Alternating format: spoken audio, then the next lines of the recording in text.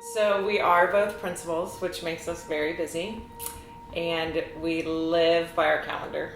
We do. We schedule, we have kids, our own personal children, so we have 5 of them, and then we each have a school. We have to intentionally plan for family time, so we can just make sure we have a normal family. Right. A lot of our dates end up being dates at a school event too. So we've done a few our events. kids grow up going to football games and soccer games and right. So our work meetings. becomes part of our life. I mean, it just Right. is. It's just part of it. Yeah, it's just part of who we are. We don't stop being principals. When we go home at 2:50 or 4 o'clock. 5:30, right? All right. Or exactly. 9 o'clock. Right. Exactly. In our roles, there are many times when it's difficult. I think we both have really emotionally challenging schools at times, and we get through them together. It's nice that we both do the same thing. I think that's probably one of the things that I'm going to miss the most is that so much of my professional life is wrapped up in him. And so it's difficult to think about not having him there to talk about the hard stuff with. I mean, he will be there, but it'll just be different. I try to look at our students at SAM like they were my own children. First of all, I want them to have access to things that are going to help them become successful, and so knowing that many of our students don't have the things that my own children have and what I can give them as a parent puts things in perspective for sure. It kind of takes me back to the way I grew up as a kid, and of course you always want better for your own children, and that's what kind of motivates me to be a really good principal to those students that we have at SAM, because I want them to have the best that life offers, to be prepared. There are so many things that make Fernando a wonderful principal. I would say probably my favorite thing is just his willingness to fight for things, no matter how difficult the barrier is to get through. So he's not afraid to push the envelope. He's not afraid to stand up for things that people don't normally stand up for. He has a strong sense of justice, just in the fact that he knows that in order to do right by kids, sometimes you have to do things that are unpopular or controversial or just different than what the norm might think. The other is just the love that he has for kids. And I mean, this man, from the moment he wakes up in the morning to the moment that he goes to bed, and sometimes even in the middle of the night, he lives and breathes Sam Houston High School. I mean, the kids, the adults, he's the heartbeat of the campus. I mean, it engulfs him, and it's ingrained in everything that he does.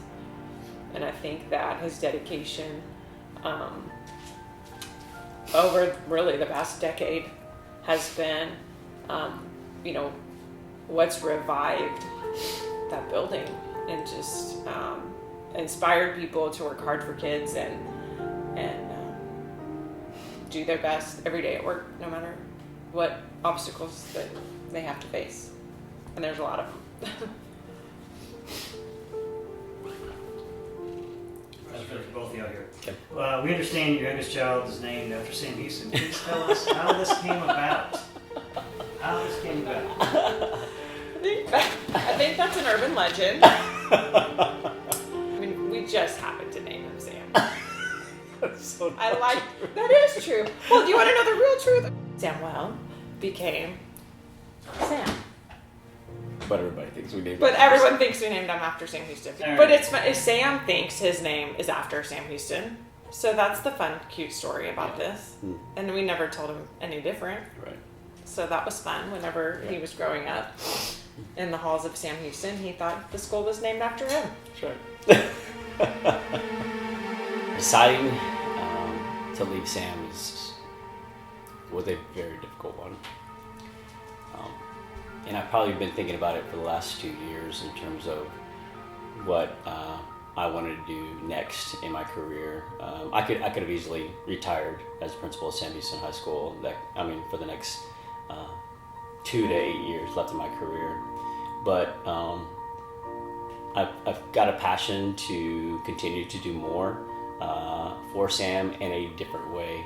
So, and that once I figured that out, once I knew that, you know what, hey, I don't need to stop as a principal, because as a principal, it's a very important job at Sam, but there's more to it than in running a school. You have to work with district personnel, you have to work with the community. So my aspirations now are to leave a larger imprint on Sam by having influence and working with others before they even reach Sam. My next goal is to be either an area superintendent or superintendent, and having that kind of authority and influence over others really is helping students before they even walk in the door. So I feel very confident that I'll be able to help Sam Houston in a different way. And the next principal coming up, I want this person to be successful, and so I hope that he or she reaches out to me and we continue to do the work, because that's the goal. With new leadership becomes new opportunities, and I know I'm leaving Sam in a good place, but I know it can always get better. I recognize how hard your job is, and I'm so thankful that you choose to do it. Sam Houston is a special place, and so much of that is because of the people who work there. And I think sometimes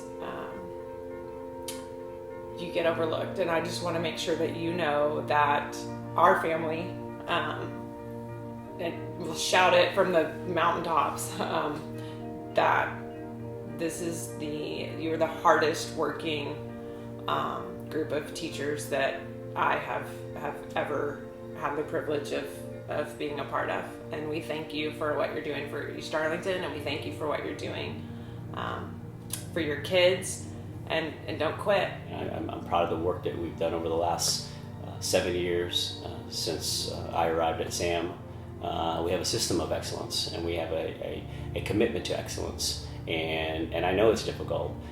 It's going to always be difficult.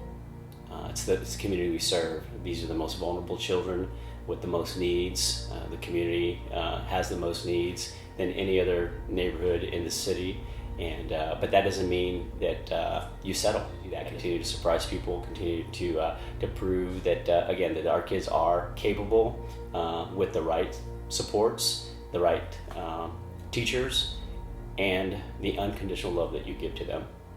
That's important. Continue to love on those kids, continue to love on our community, and give them the hope that they need to continue to be successful. I love you guys. I'll miss you, but I would definitely not be far away. We wish you all the best. We do. We love Sam Houston. Go Texans. Go Texans.